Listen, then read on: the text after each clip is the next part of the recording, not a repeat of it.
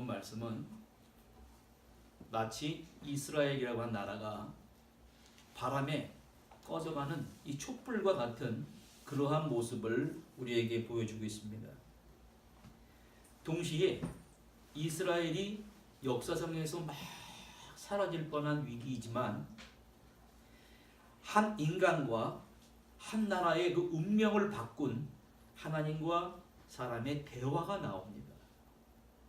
하나님께서는 하나님이 주시는 그 음성과 또 엘리야의 응답을 통해서 하나님 나라의 새로운 질서와 그 위용을 만들어 가시는 거예요. 그것이 뭔지 같이 한번 은혜 받는 시간 되기를 바랍니다. 먼저 첫 번째는 주류 신앙에 도전하는 엘리야의 모습입니다. 사실 이런 말은 안 쓰는데 이 메이조리티, 주류란 말은 메이조리티란 말입니다. 당시에 이 다수 신앙은 여호와 하나님을 섬기는 유일신 신앙이어야 됩니다. 그런데 이게 바뀌었어요. 사람들이 여호와 하나님을 대다수로 믿음에 따르는 게 아니라 바알신을 따릅니다. 이스라엘이라는 나라는 원래 하나님을 섬기는 나라였습니다. 신정국가였습니다. 그런데 어느 때부터인가 하나님이 택한 이스라엘 민족들의 삶에 막 어떤 이상한 종교가 막 깊숙이 막 파고드는 거예요. 그것이 바로 뭐냐면은 여호와를 섬기는 신앙은 좀 뒷전으로 물려 비주류 마이너리티 빌리프가 되고 바알신을 섬기는 신앙이 막 사람들이 막 하나님이 분노해가지고 이스라엘에 3년 동안 비를 주시지 않았습니다. 바로 여기에 엘리야가 도전하는 이야기가 오늘의 말씀입니다. 엘리야가 뭐라 그럽니까? 너희가 언제까지 하나님과 바알 사이에서 머뭇거리느냐? 이 엘리야의 천둥 같은 외침을 듣고 이스라엘 백성들의 상태를 묘사합니다. 그냥 아무 말도 못한 채 가만히 있었어요. 이 말은 무슨 말이냐면 이 사람들은 이 종교 자체를 자신만을 위해 섬깁니다. 자신의 물질적인 복을 누리는 풍요만을 위해 섬기는 거예요. 하나님, 이웃사랑, 정의 그들에겐 필요가 없었습니다. 엘리야의 외침은 그냥 그들의 관심 밖이에요. 무관심 속에 파묻혀버리고 말았습니다. 영국이 세계를 지배하는 나라인데 보수당과 노동당이 있습니다. 여러분 노동당의 기치프레가 뭔지 아십니까? 실패한 영웅보다 지루한 성공이 낫다라는 것입니다. 인류 역사 속에서 영웅들이 막 나타난단 말이에요. 그 올라가면 꼭 교만해집니다. 우리 영국이란 나라는 그런 사람 필요 없다라는 거예요. 거북이 같지만 지루하게 지속적인 하나님의 뜻을 구하는 이 캐치플레이가 지금 세계를 지배하는 정당으로 자리 잡고 있는 것입니다. 그 정당을 이끈 버나드 쇼가 이런 말을 합니다. 우리들에게 있어서 가장 사악한 죄는 무관심이다. 무관심은 비인간성의 본질이다. 예나 지금이나 사람들은 자기 자신만을 위해서 막 달려갑니다. 공부하고 돈을 벌고 명예가 어떠한 권력이 나에게 성공을 보장하고 기쁨을 준다고 그러지만 그런 길을 만을 위해서 쫓아가다 보면 남는 건 허무밖에 없습니다. 공허한 것이 나를 기다려주는 거예요. 그래서 이로부터 사람들은 인생이 왜 이렇게 허무할까? 허무해서 탈피해 보려고 노력을 했던 것입니다. 그래서 이 그리스 철학자인 그 스토아라고 하는 사람은 뭘 주장하냐면 여러분 허무주의에서 탈피하는 방법이 있습니다. 그래서 호모 어패테티쿠스란 말을 했습니다. 무감정적 인간인데 사람의 생각을 흔드는 감동이나 충동은 인간의 행복을 망치니까 좀 금욕적인 생각을 해라.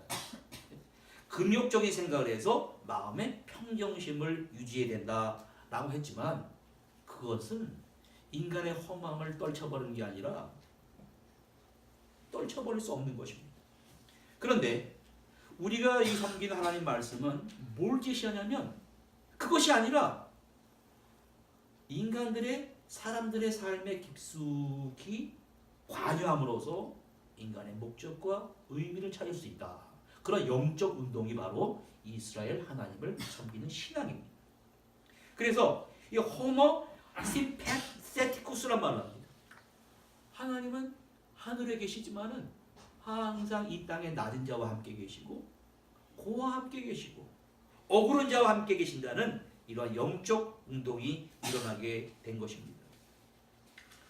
예언자는 지금이나 예나 뭐라고 그러냐면 미래를 점친다고 그럽니다.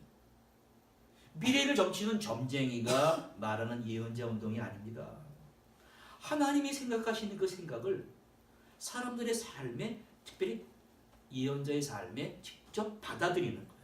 그래서 우리가 살고 있는 공동체의 문제가 무엇인가?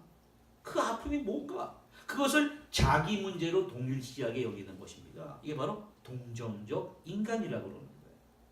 그리고 성경이 오늘 보여주시는 건 뭐냐면은 하나님이 우리에게 원하는 것은 삼라만상을 다스리는 하나님의 그 뜻이 뭔지를 내가 파악을 하고 그 내용을 사람들에게 전달하는 것입니다. 그래서 여러분 이 성경에 재밌는 말이 나오는데 예언자라는 말은 세 가지 단어로 표시가 됩니다. 먼저 예언자, 오래된 예언자의 첫 번째 변천 과정이 로에란 말입니다. 이것은 앞만 보는 게 아니라 보다 넓게 보는 사람. 두 번째 뜻은 호체란 말이 있습니다. 이것은 깊게 보는 것입니다.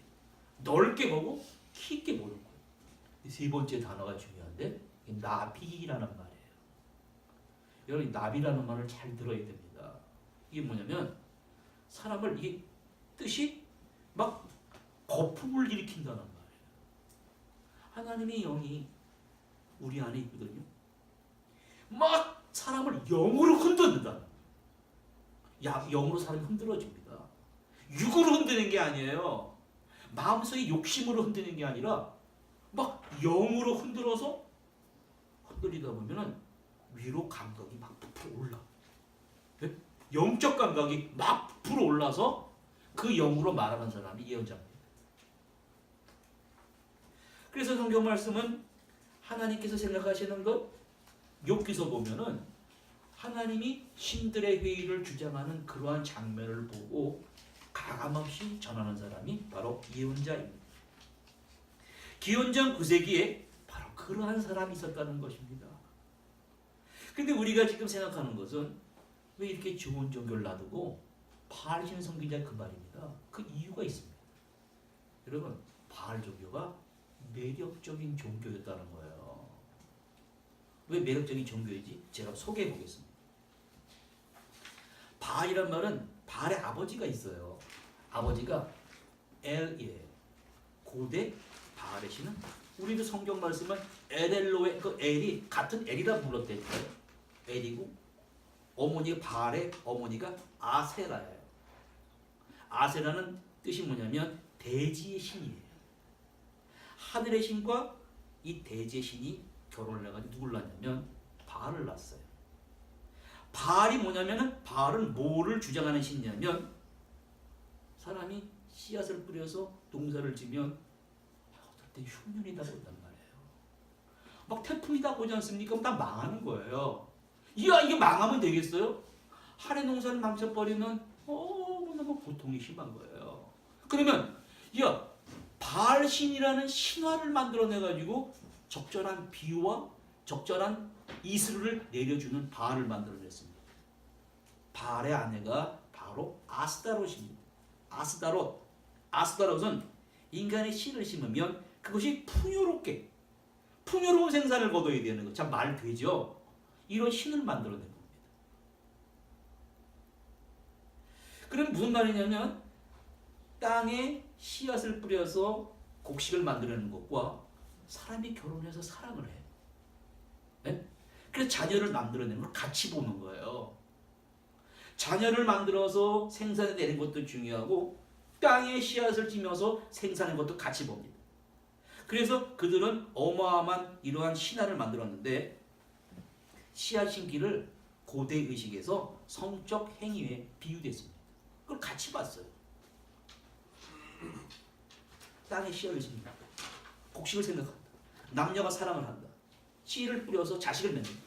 근데 농사가 잘 돼야 되는데 그 잘 되게 하려면 뭐 해야 되냐면 바알신을 섬겨야 된다. 왜? 비를 내려야 땅에 농사가 잘 되지 않습니까?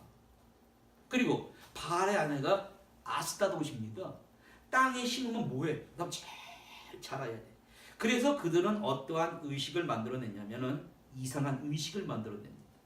사람들이 이렇게 예배를 드리러 오면 바알이라는 거대한 목상을 만들어놨단 말이에요. 거대한 신 만들어 놓고 그 부인이 아스타롯이지 않습니까? 그 바알 신의 그 신전 안에는 여사제들이 있었습니다.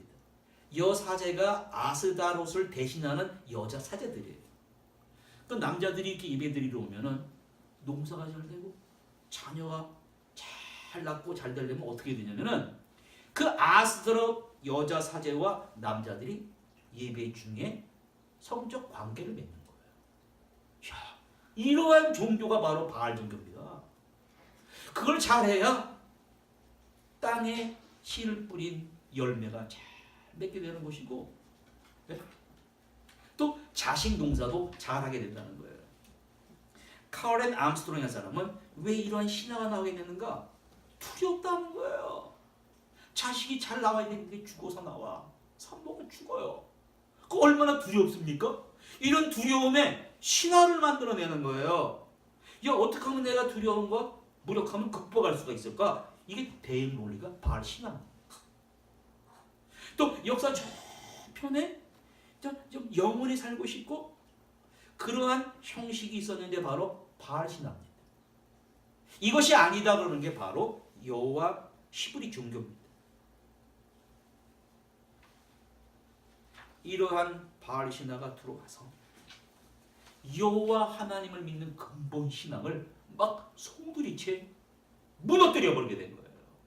특별히 이스라엘의 아왕이 이세벨이라는 시돈의 가나안 땅에 공주하고 결혼하면서 그게 이렇습니다. 엘리야는 바로 이 바알 신화에 도전한 것입니다. 오히려 아합과 이세벨은 이제 모든 백성들이 여호와 하나님을 뒤로하고 오늘 저러지 말아요. 오늘 우리에게 찾아왔는데 저 엘리야가 우리에게 골칫거리라는 것입니다. 그러면서 여호와를 믿는 예언자들을 막 죽이기 시작합니다. 하나님이 엘리야를 불러서 아합을 찾아가라 그럽니다. 도전장을 던져라. 그러면 너희의 신이 참 하나님인지 우리의 신이 참 하나님인지 대결하자는 거예요. 바알이 하늘에서 비를 내려주고 번개를 치고 천둥을 친다. 그러면 지금 나무를 다 갖다 놓고 그 위에 송아지를 2마리를 잡아서 각을 떴습니다. 너희의 신이 우리가 기도를 해서 하늘에서 불이 내려서 이 송아지를 태우고 나무를 태우는 신이 진짜 신인 걸 겨루자는 거예요. 말이 되는 거예요. 바알 신은 천둥과 번개를 주관하는 신이니까. 그래서 먼저 바알과 아세라 신, 바알의 어머니 신이에요. 어머니 신 850명이 나와서 기도를 하기 시작합니다. 춤을 추기 시작합니다. 막 바알 신에게 불을 내려달라고, 가나안 땅의 풍요의 신이 막 불을 내려달라고 기도를 하는데 불이 안 내려와요. 엘리야가 나섰습니다. 엘리야가 뭐라냐면 그래서 거기다 물을 갖다 붓는 거예요. 물을. 여러분, 아니 송아지와 나무에다가 물을 갖다 놓으면 불이 붙습니까? 붙어 안 붙어요? 안 붙어. 그리고 제 송아지 주변에 이 도랑에다가 물을 갖다 붓습니다. 그 불이 붙어 안 붙어요? 그러한 이상한 행위라는 거예요. 그러놓고 엘리야가 하나님께 기도를 합니다. 뭐라고 기도했어요? 아브라함과 이삭과 이스라엘을 돌보시는 하나님, 주님이 이스라엘의 하나님이십니다. 나는 주의 종입니다. 오직 주의 말씀대로만 이 모든 일을 하고 있다는 것을 저들로 알게 해주시옵소서. 불로 응답하여 주시옵소서. 불로 응답하여 주시옵소서. 기도가 끝나자마자 하늘에서 불이 내려오는데 여러분, 제단과 또랑에 물이 있습니다. 물이 붙은 나무와 물이 빨아들인 고기 불이 안 붙어요. 그런데 불이 내려와서 그걸 다 불태워버리는 거예요. 야, 여러분 신기하지 않습니까? 그 이 또랑이는 물을 어떻게 돼? 성경에 핥았더라는 뭐냐면, 이게 핥았더라예요. 불이 내려와서 그 도랑에 있는 그 물들을 다 핥아버린 거예요. 이 광경을 이스라엘 백성들이 봤습니다. 보고서는 뭐라고 그러냐면, 와, 저분이 진짜 하나님이시다. 그가 진짜로 하나님이시다 하면서 그 앞에 다 엎드렸다는 것입니다. 여러분, 사람들의 정신이 돌아왔어요. 그동안 정신이 바알에게 다 붙들려 있었습니다. 돈에 붙들려 있어요. 자기가 만드는 우상에 다 붙들려 있다가 그 광경을 보고 이스라엘 백성들의 정신이 다 돌아왔습니다. 여러분, 사람의 정신이란 이렇게 커다란 공에 비유할 수 있다고 합니다. 커다란 둥근 공인데 한쪽에 이만한 부분이 밝은 면이 있습니다. 밝은 면이 자라고 하는 의식입니다. 사람이 어떤 걸 알았다 그러면 공은 이만한데 한쪽 부분의 밝은 부분이 내가 안다라고 하는 거예요. 근데 이 아는 게 다가 아닙니다. 전체의 부분이 있습니다. 이 전체 부분이 하나님이 우리에게 주시는 자기라는 진짜 정신입니다. 온전한 성장을 이루는 사람이란 뭐냐면, 조그만 거짓된 자아가 있는데 자아가 진짜 하나님이 주시는 진짜 자기로부터 나오는 메시지를 들어야 됩니다. 이스라엘 백성들의 정신을 지배하는 하나님을 의식하는 자리에 바알과 하나님이 동시에 자리 잡고 있어요. 머뭇머뭇대는 거예요. 거짓된 자아가 진실한 자아, 하나님이 주시는 말씀을 담고 있는 그릇을 통제하지 못하고 막 끌고 나가고 있는 거예요. 그러나 이스라엘 백성들이 갈멜 산상의 대결을 통하여, 이야, 우리가 속았다. 메이저리티 빌리프가 바알인 줄 알았는데 여호와의 신앙이 마이너리티, 비주리 신앙인 줄 아는 게 바뀌었어. 그래서 엘리야가 어떻게 했습니까? 바알 선지자들을 강가에 데려다가 다 죽여버렸어. 와, 놀라운 일이 이스라엘에 벌어졌습니다. 이스라엘 종교가 다시 하나님의 종교로 주류 신앙 메이저리티 빌리프로 돌아오게 된 거예요. 근데 문제가 생겼습니다. 그 문제가 뭡니까? 이 얘기를 아합 왕이 이세벨에게 다 구했습니다. 그런데 눈 하나 깜짝 안 했다는 거예요. 영웅적인 이 영웅이 한 나라의 영웅의 실패를 가지고, 아까 그 제가 버나드 쇼가 얘기한 대로 눈 하나 깜짝 안 합니다.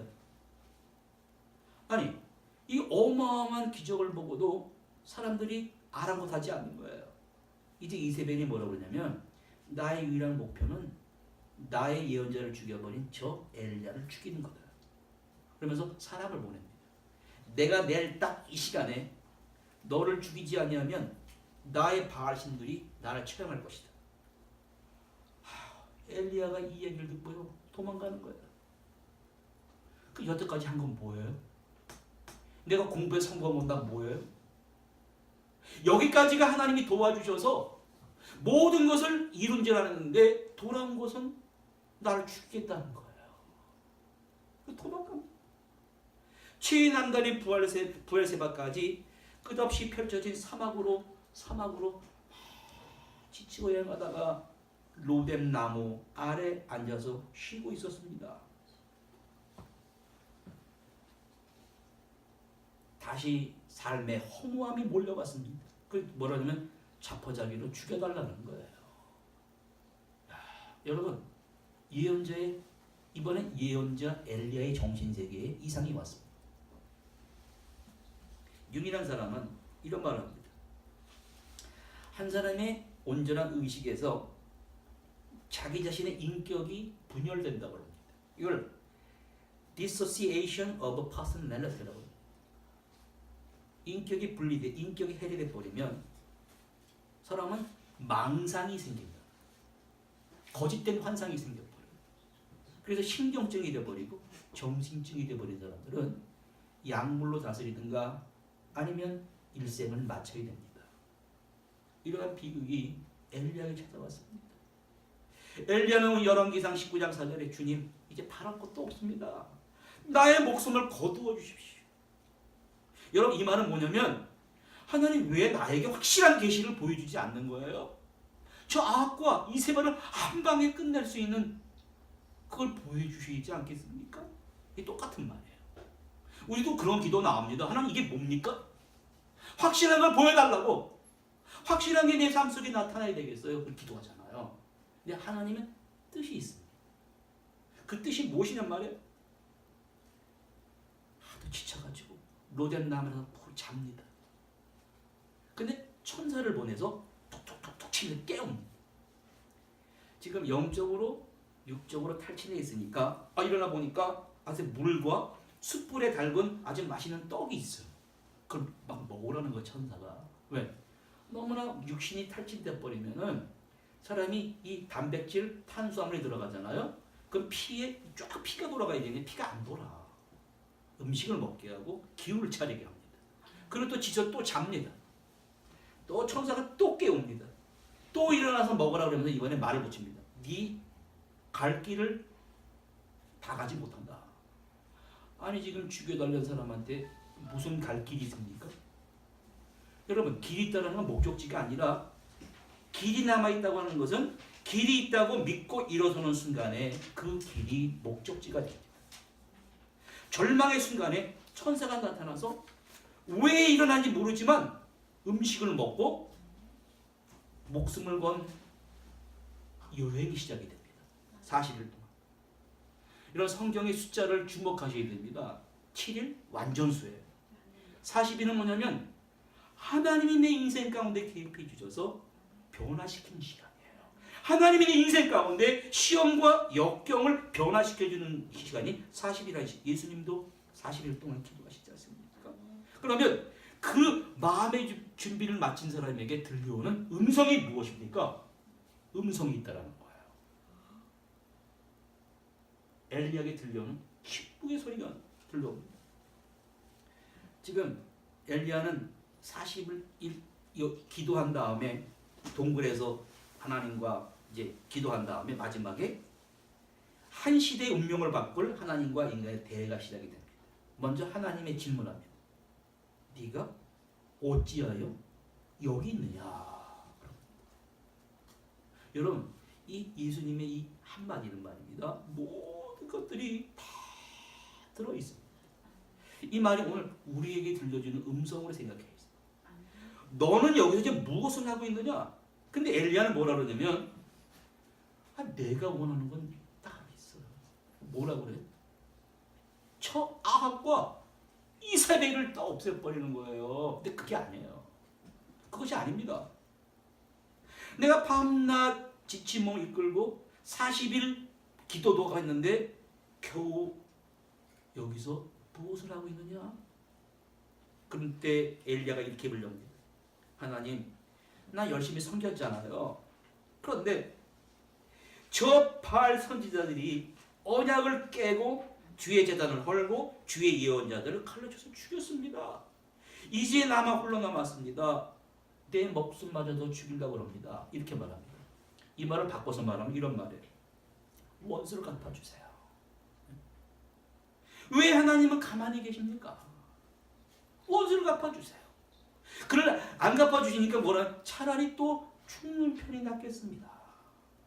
그래서 하나님이 야 그래 너가 나의 새로운 모습을 보고 싶다고? 좋아 보여주지. 그러면 11절에 이런 말합니다. 너 저 나가서 산에 서라. 내가 나의 모습을 보여주겠다. 허겁지겁 엘리야 밖에 섰습니다.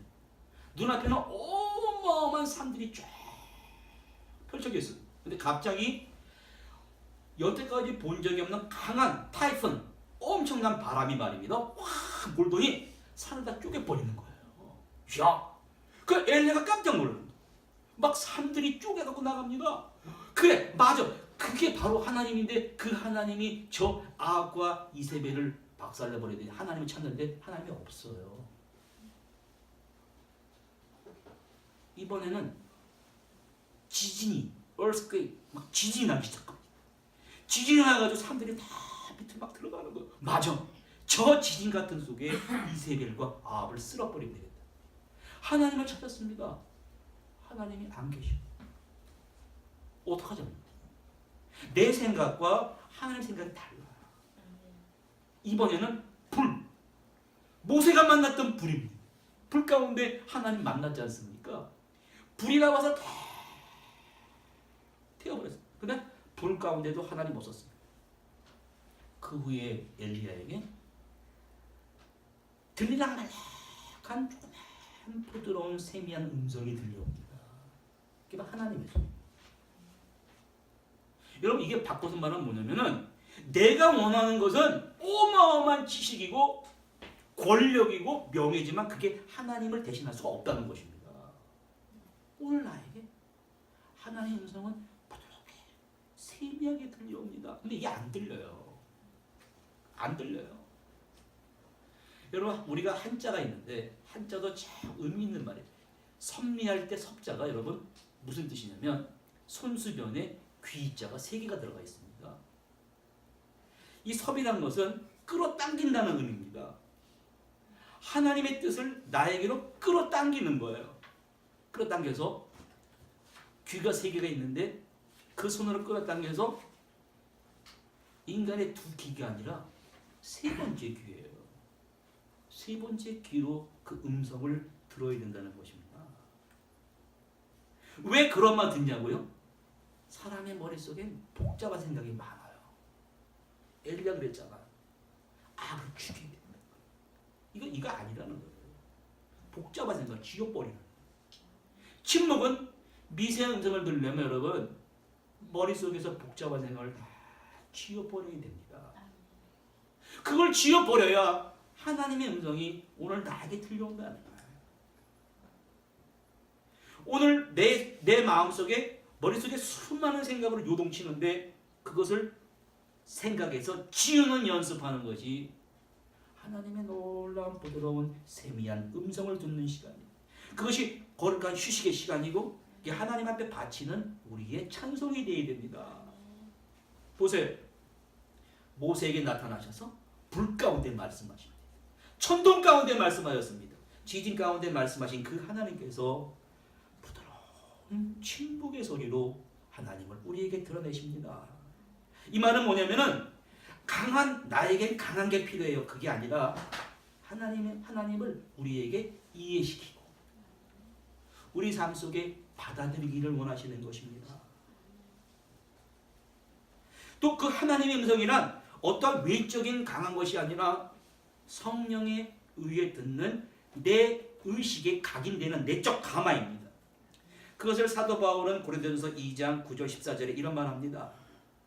하나님이 자기를 사랑하는 자들을 위하여 예비하신 모든 것은 눈으로 보지 못하고 귀로 듣지 못하고 사람의 마음으로도 생각하지 못하는 것이다. 오직 하나님의 성령으로 우리에게 보이셨으니 성령은 하나님의 깊은 것을 통달하시는데 우리가 세상의 영을 받지 아니하고 하나님께로부터 온 영을 받았으니 영적인 일은 영적인 것으로 분별해야 된다는 것입니다. 여러분 얼마나 놀랐습니까? 돈 있으면 다 될 것 같습니다. 호렙산을 부실 수 있는 바람과 지진이 다 될 것 같습니다. 그거 아니라는 것입니다. 하나님의 미세한 침묵의 소리는 인간의 마음을 부숴버립니다. 어떻게 부수는 거 보실래요? 엘리야에게 세미한 음성을 들려면서 너는 나에게 죽여달라고 그러지만 너는 세미한 음성을 통하여 이제 하나님의 뜻을 이렇게 펼쳐라 그러는데 전혀 다른 길을 이시합니다. 아람 왕 하사엘에 가서 기름을 부어라. 시리아 왕으로 만들고 또 예후라는 아합의 군대 장관이 있습니다. 그에게 기름을 부어서 이스라엘 왕을 만들고 엘리사에게 기름을 부으라고 합니다. 아니 엘리야와는 전혀 다른 사람이 이 세상이 누구냐면 이스라엘의 남왕국과 유다 왕국의 심판이라고 하는 거대한 하나님의 역사에 사용된 인물입니다. 아람 왕 하사엘은 이스라엘이 하도 빗나갈 때 하나님이 채찍으로 사용하시는 심판의 도구입니다.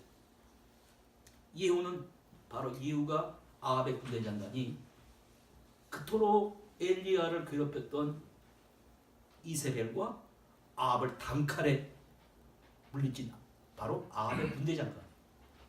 엘리사는 엘리야의 뒤를 이어서 하나님의 큰 심판의 역사를 이룰 사람이라는 것을 보여주는 것입니다. 자, 그러면 엘리야는 하나님과 질문과 대화를 통해 하나님의 심판의 칼이 바알 신화를 따르는 이세벨과 아합의 머리 위로 떨어지는 것이 아니었구나. 그때 깨달은 거예요.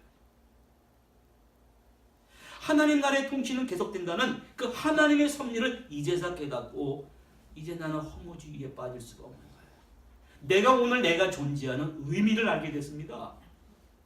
철학자들이 한결같이 얘기하는 얘기가 있습니다. 인생을 사는 이유를 가진 사람은 인생의 어떠한 고통도 견딜 수가 있다. 삶의 존재 이유를 아니까 어떠한 외적인 성공이나 실패를 초월하는 것입니다. 그 살아야만 이유를 가진 사람이 그것을 극복할 수 있는 것입니다. 오늘 엘리야는 일생을 바쳤습니다.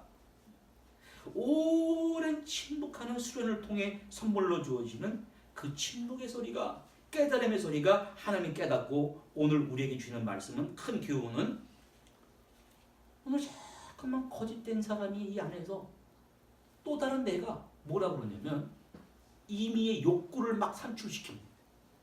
하나님 뜻과는 정반대되어 있는 네 자신의 위대한 신화를 창조해라. 그게 바알 신화 같은 거예요. 그걸 만들어서 그걸 중심으로 살아가라. 그걸 벗어 던지라고 합니다. 그건 가짜라는 거예요. 진짜 네 자신의 음성을 듣는 그 지시를, 하나님의 지시를 이 감청해 낼 수 있어야 하는 것입니다. 엘리야에게 질문하신 하나님께서 오늘 여러분과 저에게 이렇게 질문합니다. 한 시대의 운명의 기로에 서서 삶의 의미를 잃어버리고 가진 것이 바닥났다고 고뇌 가운데 살아가려는가? 아니면 이러한 시험과 역경의 긴 위기 속에서라도 하나님의 뜻을 알기 위해 하나님의 내 인생에 개입해서 변화시키는 기도의 시간을 가지고 오늘 우리에게 들려주시는 그 세미한 음성을 들어야겠는가? 하나님은 더 미리 힘을 주십니다. 넌 더 이상 혼자가 아니라 바알 신앙에 무릎 꿇지 않은 7,000명이라는 사람들이 있다. 이 사람들이 너와 함께 저 미래를 하나님 나라로 변화시킬 수 있는 그 여건들을 내가 함께 너에게 주겠다라고 말씀하고 있습니다. 이러한 질문에 여러분, 주님, 내가 여기 있습니다. 나를 사용하여 주시옵소서. 모두 응답하시는 성도님 되시기를 간절히 바랍니다. 기도하시겠습니다. 하나님 아버지, 하나님의 다스리는 나라에